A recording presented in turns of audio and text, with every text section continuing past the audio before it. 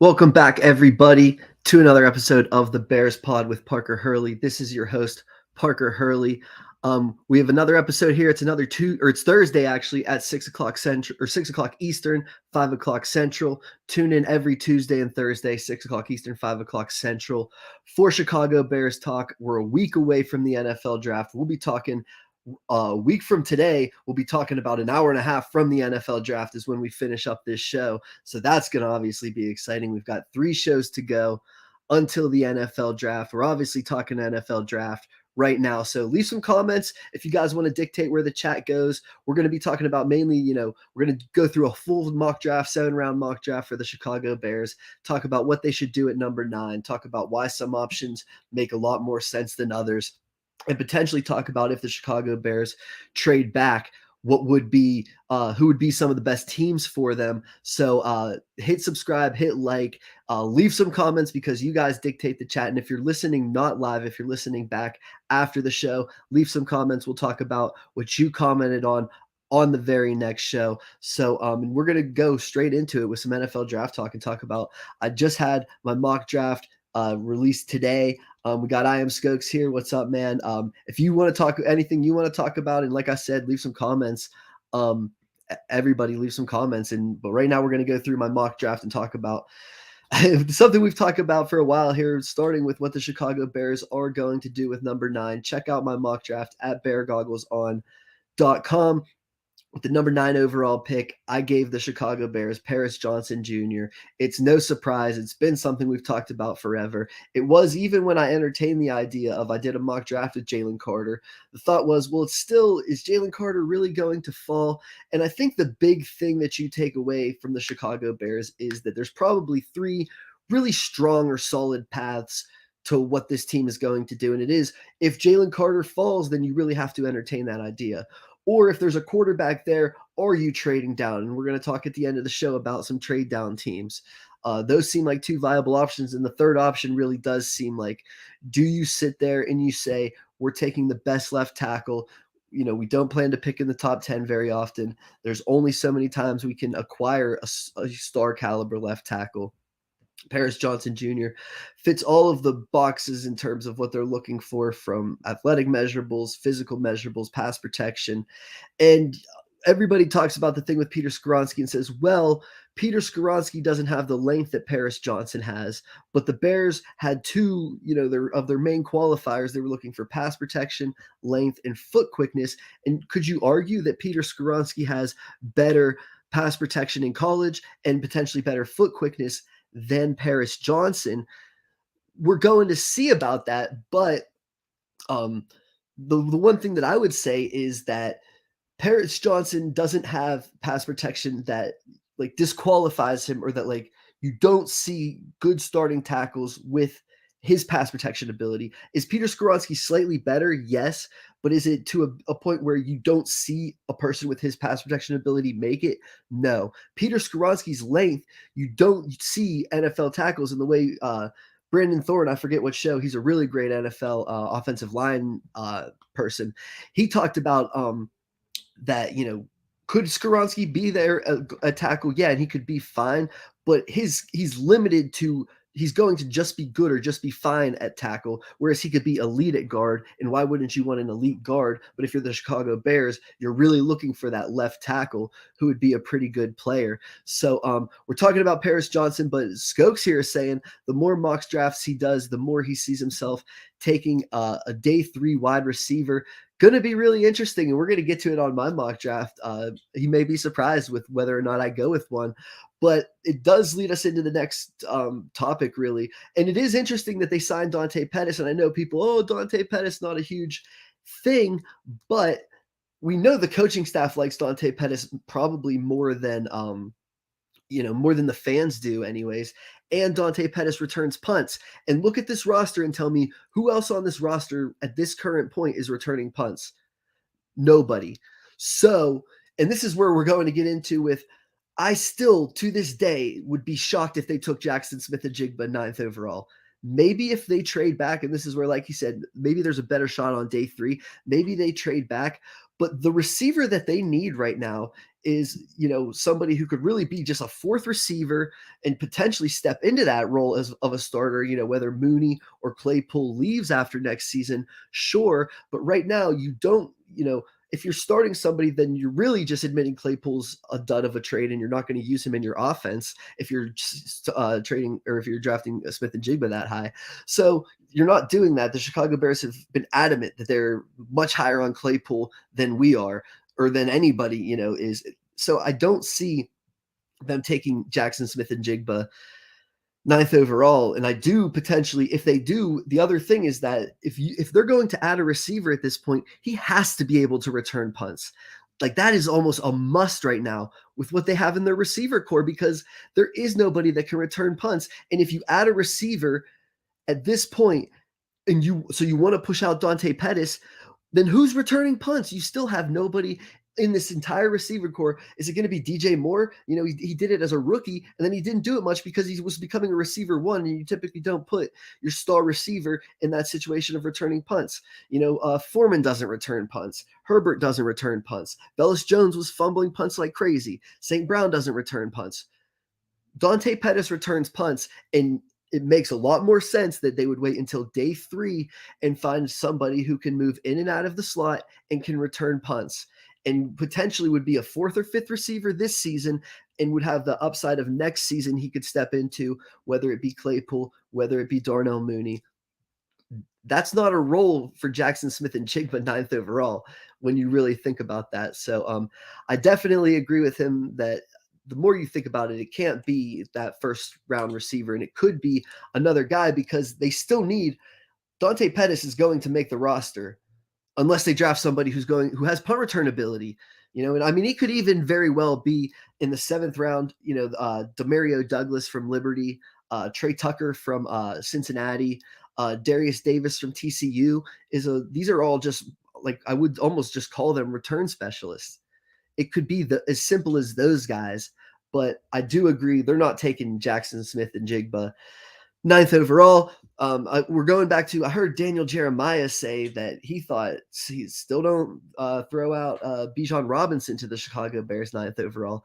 I can't see that at all. That would be another stunner to me, and I know a lot of people are saying, "Oh, well, Bijan Robinson could still be that guy. Could still be that guy." The one thing that, and I'm not against running backs, first round. I think there are teams.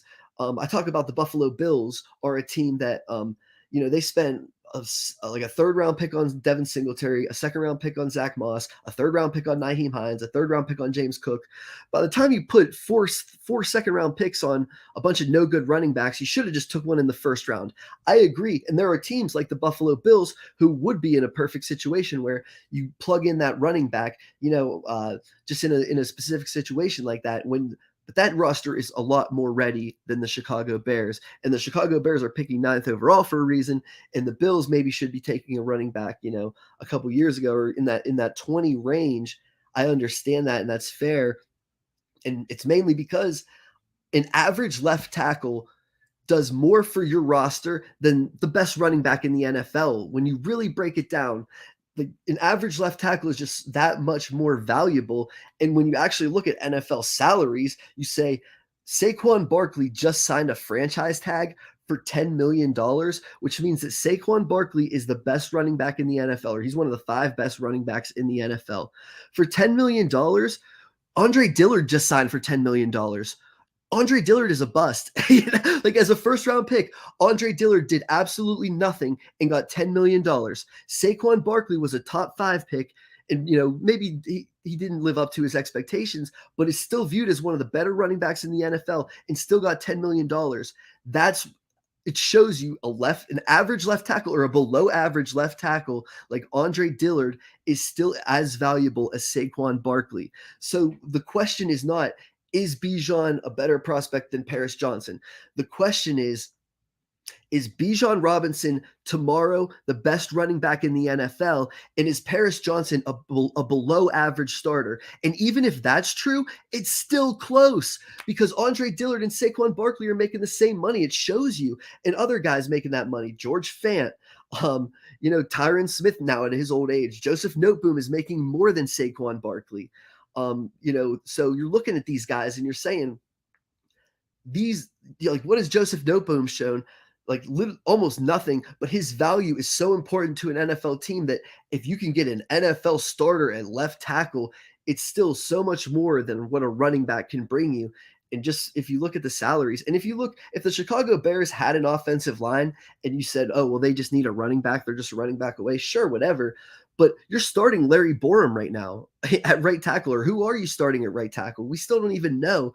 So and there's a point where, like I said, there are points where you say, well, this player is far and away better than this player. And I said, everyone keeps referring to the Chicago Bears. Oh, what a shocker at pick 50.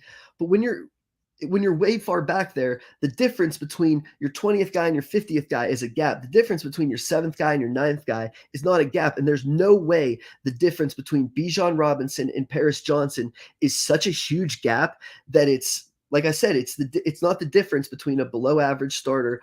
Like, you're not drafting Paris Johnson saying he's a potential below average starter. Even if you draft Paris Johnson and say he's a potential average starter, that's still a better pick at number 9 than drafting Bijan Robinson and saying he's the next Saquon Barkley. It's just shown in the fact that a left tackle is, and the offensive line is so much more valuable.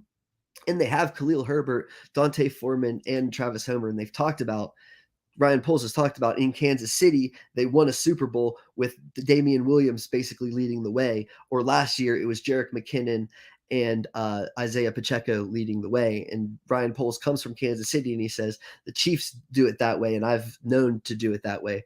I would be stunned if they took a running back 9th overall. I still don't see a cornerback, and you can go to the end of my last conversation last time, and it comes back to Kyler Gordon. As bad as you want to say Kyler Gordon is, or what an awful season Kyler Gordon had, how much of is that because of the pass rush? Like, at some point you gotta do something about the pass rush, and at some point you gotta do something about, it can't be Braxton Jones and Larry Borum, or it can't be, Matthew Bergeron, he slipped. A lot of people view him as a guard. His length isn't great. But, we're going to take a shot because he fell to the 50s. I don't even think Matthew Bergeron's going to fall to the 50s. So in my opinion, like, if you're not taking a tackle at 9, then really, if you're the Chicago Bears, what are you doing? So it's tough for me I keep going back to, and I don't think there's a huge difference between Braxton Jones and Paris Johnson. Like I said, I lean to those two over Skoronski because I know that Skoronski's a better pass protector than both, but I don't think Broderick and Paris's pass protection disqualifies them. I think Skoronski's arm length does disqualify him. So you take one off the board. So we have Paris Johnson going 9th overall. Leave some comments, guys. Follow me at Parker Hurley. Check us out at beargoggleson.com. We're talking about who the Chicago Bears should take 9th overall. I'm down to the point where I think there are only 3 choices. I think maybe 4, because I said Broderick or Paris. I could see either tackle. Pick your poison. I think the consensus says Paris. I still personally don't think Broderick Jones' ceiling is any different than Paris's. I would not have any issue with Broderick Jones being the 9th overall pick. Those are 2 options. And then Jalen Carter, if he's there, is an option. And then it's trade down. The other guys, I just can't see Lucas Van Ness versus when those franchise-changing tackles, maybe I will be proven wrong. I still can't see it. I see those are the 4 just clear options to me. So we're moving to 53rd overall, assuming they took a left tackle. I switched it up this time. The last couple times I've been going Joe Tippmann. And if you put a gun to my head and said, who do you think the Chicago Bears will take? I would probably say Joe Tippmann, because they've been working him out. And when you do, every single time you do a mock draft, it's like his range is like 50 to 65, Joe Tippmann. Every single time he gets drafted between 50 and 65. And what do you know? Between 50 and 65, the Chicago Bears have 3 picks. They have a need at center. They've worked out Joe Tippmann. It makes almost too much sense, but I wanted to mix it up and say, I can't mock him to the Chicago Bears every single time. Let's see how the board breaks a different way. So I went with Gervon Dexter from Florida. Think he's a really interesting guy, and think he compares extremely favorably to Chris Jones. And I wrote about the fact that athletically, a lot of people have talked about the comparisons are there. And the reason a lot of people talk about that is because at Florida, the Mississippi State coaching staff, when Chris Jones was at Mississippi State, was the same exact coaching staff that recruited Gervon Dexter to Florida. And when you listen to and look at when you read these scouting reports about Dexter, a lot of the negatives are a lot of the negatives that you read from Chris Jones going back to when he was at Mississippi State. And I kind of not like put two and two together, but you say, okay, maybe it's something with this coaching staff and the way that they're looking for these specific types of players, but the way that they're playing them in this SEC defense, maybe it leads to, some of the questions with a lot of the questions with Chris Jones where, does he finish? Does he take plays off? Does he do the, is he, technically sound, or does he freelance? Things like that. And then you look at Gervon Dexter and you read almost the exact same things are his negatives. The only real difference is there's like like an inch or two difference of arm length between the two. But Gervon Dexter actually is slightly more athletic for his size. So you could see a correlation there. And hey, maybe the Chicago Bears, they're looking there saying, if we pass on Jalen Carter, we know Matt Eberflus has been looking for the three technique in the middle of his defense. We know that he traded for DeForest Buckner when he was the defensive coordinator of the Colts. We know that he tried to sign Larry Ogunjobi, but he failed to pass a physical. We know they pivoted quickly to Justin Jones. We know that before the Jalen Carter stuff happened, it has been reported that the Chicago Bears had him number one on their board. So, I mean, there's a lot going to. They love this three technique. They would love to take a three technique. Maybe if they don't go center, maybe they go with a guy who, in my opinion, and maybe they brought him into Hallis Hall was another thing that I definitely wanted to mention because, like I said, maybe there are questions about, is he effort? Is he freelancing? Is this, that, the other? But if you bring him into Hallis Hall and you get the same thing with the coaching, you say, well, this is what they told Chris Jones to do at Mississippi State. This is what they told me to do. And who drafted Chris Jones for the Kansas City Chiefs? Where's Ryan Poles from? The Kansas City Chiefs. He's bringing in Gervon Dexter probably saying, I did this same exact interview, talking about the same coaching staff, talking about your role in that defense. And if you give me the same answers that Chris Jones gave, then we're gonna pass you, character wise, and we're gonna draft you, and we're gonna say we know what to do with this ball of clay. And Poles likes him because he reminds him of Chris Jones from the Chiefs. Eberflus likes him because he's the three technique. They both understand that he's an athletic ball of clay and that there's probably more to come from in the future from him. So I think Gervon Dexter is a guy that I could link heavily to the Chicago Bears, other than the fact that they linked him themselves when they invited him to Hallis Hall. And I mean, listen, I said it before, too many people say, oh, well, he's one of the top 30 visits. They obviously have interest. I look at it and more say they brought him in so they have questions about him. He could answer those questions. And like I said, just like the Chiefs brought in Chris Jones and he answered the questions the way they wanted, they drafted him. He could answer the questions and they could say, ooh, that was not a good interview. Didn't like that at all. Wasn't interested. And they could be crossing guys completely off their board based on them bringing him in on a 30 visit. So too many times maybe people get too invested into the 30 visits. But one of the things I did talk about is that there's been like 26, 27 of their 30 visits have been reported. And while, yes, it's true that them bringing them in doesn't mean they're interested. When you lump all 30 together and look at the positions, you look at it and you say, I mean, they brought in like 6 guys, and like a lot of them could play center, like 6 or 7 guys who could play tackle, and 5 or 6 guys on the defensive line, 3 or 4 edge guys, and you add that up and it's like there's like 10 or 11 offensive linemen, 10 defensive linemen. There was like a couple running backs, a couple DBs, like really, like no linebackers, I don't think, or maybe 1 or 2. So when you look at it, you say, okay, maybe they're not going to draft Gervon Dexter. Maybe they're not going to draft Paris Johnson. But it's obvious to me that they're looking at, far and wide offensive line and defensive line, and they're not spending their time bringing in all the cornerbacks to see, how does a corner fit into our plan, or all the, these other running backs. They're not looking at, well, how does Bijan fit into our plans? They're not bringing him in because they're not interested in him. They're interested in all of the offensive linemen, and they're saying, okay, if we have to cross off Gervon Dexter, then who's the next of all these defensive linemen? Or if we don't take Jalen Carter, who's the next of all these defensive linemen on our list? So that rounds out their first, second round pick. So we have Paris Johnson, we have Gervon Dexter, and now we're going back to Felix Anaduke Uzama with the 61st pick overall. And this is one where I keep saying, in this particular spot of the draft, the Chicago Bears have to walk away with an edge rusher. And I've talked about there's almost 6 edge rushers in my opinion, who probably won't go round one, but because there's 6 of them, maybe all 6 of them do go in round 2, but, like, between pick 53 and 61, and that's, the Ravens pick in the second round and the 49ers pick, so it's not like their pick very high in the second round, but those later second round picks, one of those 6 edge rushers you just assume is going to fall.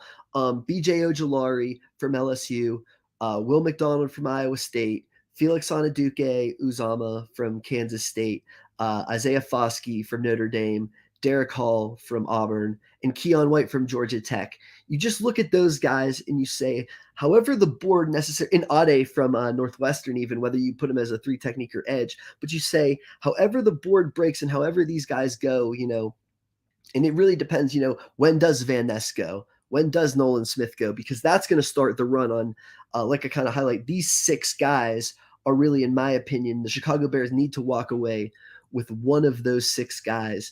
And I have a strong feeling that because it's maybe one of them sneaks into the end of the first round, but if all 6 of those guys are there at 32 or 31, between 31 and 53, 61, those 30 picks there, are all 6 of them going to go, or will one of them kind of snake free? And I mocked them Isaiah Foskey once already. I mocked them Felix Onyeduke-Uzomah today, and I mocked them Derek Hall already. So those are the 3 of the 6. And it is, I think Will McDonald is probably the least likely. And then I think BJ Ojulari maybe too. And Keon White could definitely be somebody who could fall to 53rd overall. I really like Felix Onyeduke-Uzomah. I think he's interesting because people are going to knock his run defense, but how much of his run defense is because of the role that he was asked to play in the Big 12, where his body type should put him in like a wide 9, like way outside of the tackle. And he was playing in between the tackle and guard as like a 4-eye. And that's really like the way, for the novice fans or whatever, like from four inside to like closer to 3, he should probably be playing out at 9 or like 7 or 9, and he's playing inside at 4. So like 3 slots over, he should really is where his pass rush plan should be, in my opinion. So he gets bullied in the run game. Yeah, he's getting double teamed by guards and tackles, and he's really more of an outside pass rusher, in my personal opinion. So Felix Onyeduke-Uzomah, and he has a pretty good pass rush arsenal, but because he's playing inside so much, they're asking him to stunt and twist, and I kind of like that because it shows that he can come in and do, like, as a specialty pass rusher, he can just do certain things, and you can line him up outside, you can put DeMarcus Walker on the inside, you can stunt and twist them, but I also think he has more of a pass rush arsenal, more bend, more ability to get around the edge. And I think his run defense is probably a little bit overblown due to the scheme that they were asking him to play. And like I said, I find it hard to see them getting to that 62nd pick and not taking one of those edge rushers, whether it be Derek Hall, Felix Onyeduke, Isaiah Foskey, and probably we'll have one more mock draft and I'll have one of those other guys in there. This one, 64th overall, I went cornerback Corey Trice from Purdue. I think he's a riser. He's really high on my board, so I think that I just wanted to see how the Chicago Bears could potentially fit in a cornerback here, because while I don't think cornerback's a huge priority, they also do have 10 picks, and you are looking at Kindle Vildor, who, this regime didn't draft. He's a free agent after this season. You could think you could probably upgrade over that. So I like Corey Trice a lot because he's almost like if there is a Tarek Woolen of this year that you take and just all of a sudden just blossoms into, superstar caliber, because he's 97th percentile height, 92nd percentile weight, 81st percentile arm length, 89th percentile hand size. He's got all the traits you want for, the size, speed, and he ran a 4.47, which at, what is he, like 206 pounds, something like that. To be 206 pounds and to run a 4.47 and to be 6'3" and to have some of the longest arms in the NFL draft. He's got at least a pretty good amount of upside in terms of, especially as a starter on the outside. And that's really all the Chicago Bears need at this point, because, in most situations with 2 guys on the field, they would have Kyler Gordon and Jalen Johnson, and then they bring in Corey Trice when they go nickel. So I think there's at least a chance that they draft a cornerback in that spot. So I definitely wanted to mock that to them. And the big thing is that it's one of the big reasons I really like Joe Tippmann to the Chicago Bears, is because if you miss on, there's Joe Tippmann and there's John Michael Schmitz.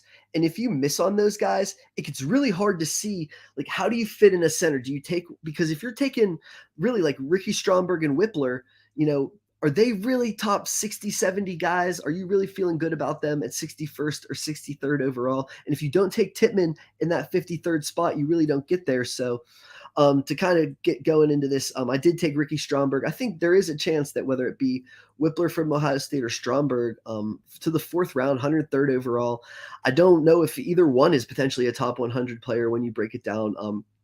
Whippler, it really comes down to his arm length and the fact that he's probably going to get bulldozered. And we saw with Garrett Bradbury, you know, just like somebody who was really hyped up due to his athletic movement in college in the big, and then he just went to, you know, the NFL and bigger guys just kind of dominated him. And is Luke Whippler going to be an issue with that? But then it comes down to, if you drafted Garrett Bradbury in the third round, is that a better bet? You know, the Vikings drafted him in the first round and it looks a lot worse for them. But Ricky Stromberg to me has more power, obviously has better length. But to me, he's not as technically sound as Luke Whippler. And I know Brandon Thorne talked about his body weight, like he doesn't have like a lean body, and like it's kind of a little more messy than you would typically like. So you wonder, and the Chicago Bears brought him in, and that's another one where, you know, did he answer the right questions, and you know, do they feel good about where his body is, or did he answer the wrong questions? But I think that the questions in his technique and the questions in his body, you know, it's just like there's more mass in his stomach than there is in his arms, is basically how Brandon Thorne layered it out. Is that going to be a reason that he's here at 103rd overall? And the Chicago Bears could wait until 103rd overall, because if they draft Joe Tippmann, you're saying, are they going to cut Cody Whitehair on Monday? If they wait until 103rd overall, you're saying Stromberg is the backup to Cody Whitehair, and potentially when Cody Whitehair gets injured, he'll step in, and maybe by the end of the season he'll step in, and all of those things. But you're not putting the pressure on, oh, Stromberg has to start next season. I don't think that's going to happen. And that's why I don't think if you take Joe Tippmann, I don't think they're going to take one in the second round. So it really is almost like Tippmann or bust there. To the fourth round, Colby Woolen, a guy that I wrote up that I think is a really quality fit for the Chicago Bears, because he played up and down the Auburn defensive line. We know they like that based on DeMarcus Walker. Also, Matt Eberflus had a guy like that in Taekwon Lewis from Indianapolis that he really liked. And I mean, Colby Woolen was playing like the one technique, 3-5, all the way out to the edge. Really, you know, he doesn't have a lot of burst, isn't the biggest and best athlete, but I think he's a really versatile player, and he obviously fits into what they're doing, and they just need to continue to, you know, build up these trenches. So I obviously like Colby Woolen there. Moving to the fifth round, 136th overall, Nick Saldiveri from Old Dominion. He's somebody who, if you take Paris Johnson and you're moving Braxton Jones to the right side, and, you know, what if that's an issue? Now you have Saldiveri, who's a fallback option, who spent 4 years as a starter. I think it's 3 years because he missed Old Dominion didn't play football during the COVID year, so he didn't start, but he was a starter in 2019, 2021, and 2022 at Old Dominion at right tackle, so he could come in and compete with Braxton Jones. He also has the questionable length, but a lot of people said that he would be a quality guard, so a swing guard tackle who would obviously compete with Braxton Jones in the fifth round. I think that makes a lot of sense. Sidy Sow, I just wanted to basically bring him up because he's one of my sleepers of the draft. He's a little bit older, but a power runner, a guy who finishes blocks, a guy who, when you turn on the Eastern Michigan tape, you can see that there's one guy on this team that is maybe an NFL draft prospect, and you can see it's the left guard pretty consistently by the way that he moves and runs over guys. So I just thought his demeanor, his ability, do they really need a guard that bad necessarily? I don't know, and we'll see. But I think I wanted to highlight that Sidy Sow is a big time sleeper of mine. And then in the seventh round, I went with Anthony Johnson. I just noted that they haven't re-signed DeAndre Houston Carson yet, and maybe Anthony Johnson comes in and fills that role. Right now, they have AJ Thomas and Elijah Hicks. Obviously, I think they expect a step up from Elijah Hicks, but I mean, AJ Thomas was a UDFA last season, so you bring in Anthony Johnson, and between him and AJ Thomas, you have a fourth safety. And then Noah Gindorf from North Dakota State. I just think they draft him because they need a third tight end, and he could be the blocking tight end. And right now, Cole Kmet's the best blocker on the Chicago Bears roster. Tanyan's a better pass catcher. And at least with somebody like Gindorf, you have somebody who's better than Kmet at blocking, so you can at least flex him a little bit as a pass catcher. So that'll do it for this mock draft. I actually didn't go wide receiver, and it is Do they like Pettis so much that maybe they don't go receiver? Do they take a UDFA? I talked about some of those return specialist types. Trey Tucker from Cincinnati. I don't know if he gets drafted or not. We'll find out. But we'll be back on Tuesday. It'll be draft week. We'll be doing some serious rumor talking. We'll be highlighting maybe some sleepers and things like that. We'll be doing everything Tuesday at 6 o'clock Eastern, 5 o'clock Central, right here. Tune in. Like I said, if you're tuning in after the broadcast, leave some comments and we'll highlight them first thing on our next broadcast. So check us out and check me out at beargoggleson.com, at Parker Hurley. We got more NFL draft talk coming Tuesday. 2 shows to go until the draft. So obviously really excited about that. We'll talk to you guys soon.